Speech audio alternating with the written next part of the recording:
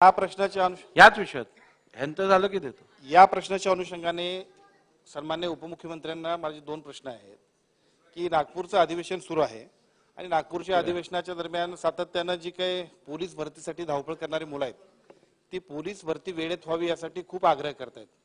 आता कोरोनामुळे मराठा आरक्षणाच्या विषयामुळे पोलीस भरती खूप लांबली, त्यामुळे ही भरती आज आपल्या आचारसंहितेच्या पूर्वी, कारण लोकसभेची आचारसंहिता पुढे लागायची शक्यता आहे, तर त्याच्यापूर्वी कालबद्ध प्रोग्राम देऊन येण्याबद्दल शासन निर्णय तात्काळ घेईल काय? प्रश्न क्रमांक 1. आणि प्रश्न क्रमांक 2 की मधल्या टप्प्यामध्ये सुद्धा जी काही नियमावली आपण पोलीस भरतीसाठी केली त्याच्यामध्ये एका विद्यार्थ्यानं अनेक ठिकाणी फॉर्म भरून येण्याचं अपेक्षित आहे आणि जर असे फॉर्म भरले तर त्यांना रिजेक्ट करावं किंवा त्यांना अपात्र करावं का, तर अनेक मुलांवरती अन्याय होतोय. परंतु दुर्दैवानं त्या पद्धतीची छाननी न झाल्यामुळे सुद्धा अनेक पात्र जी पोलीस भरतीसाठी मुलं आहेत त्या मुलांच्यावरती अन्याय होतोय. तर त्याच्याबद्दल सुद्धा वस्तुस्थिती दर्शक अहवाल घेऊन जे काय अशा पद्धतीचे पात्र विद्यार्थी असतील त्यांना न्याय देण्याबद्दल शासन निर्णय घेईल काय? माननीय अध्यक्ष महोदय, कोरोनाच्या काळामध्ये पोलीस भरती न झाल्यामुळे एक मोठा बॅकलॉग आपल्याकडे त्या ठिकाणी पोलीस भरतीचा होता आणि जवळपास 23,000 पोलिसांची भरती आपण आता पूर्ण केली आहे. म्हणजे महाराष्ट्राच्या इतिहासातला रेकॉर्ड आहे. 23,000 पोलीस आपण भरलेले आहेत.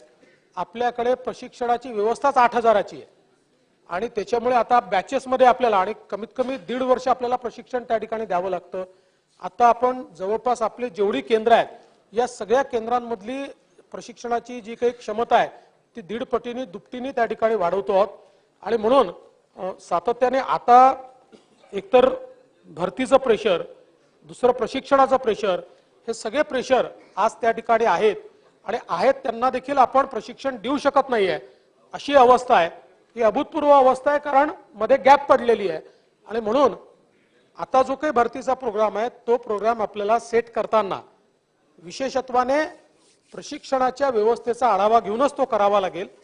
आता आपल्याकडे जी काही वॅकन्सीची पोझिशन आहे ती आता बऱ्यापैकी खाली आलेली आहे, पण मी माननीय सदस्यांना या ठिकाणी आश्वस्त करू इच्छितो की माझ्याकडे काही लोक आले होते, त्यांचं म्हणणं होतं की किमान तुम्ही आमचे फॉर्म्स घेऊन ठेवा आणि मग नंतर तुम्ही वाटल्यास 6 महिन्यांनी 8 महिन्यांनी जरी पुढचं केलं तरी देखील आम्हाला त्याचा फायदा होईल.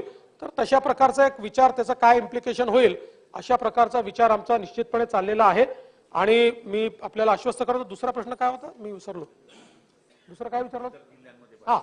हा दुसरा मुद्दा जो आहे हा देखील महत्वाचा आहे की काही लोक अनेक जिल्ह्यांमध्ये त्या ठिकाणी फॉर्म्स भरतात, तर आपला आता प्रयत्न असणार आहे कारण आपण जिल्ह्यात भरती करतो त्यामुळे त्यांनी त्यांच्या जिल्ह्यातच किंवा एका जिल्ह्यात फॉर्म भरावा अशा प्रकारची आपली अपेक्षा आहे.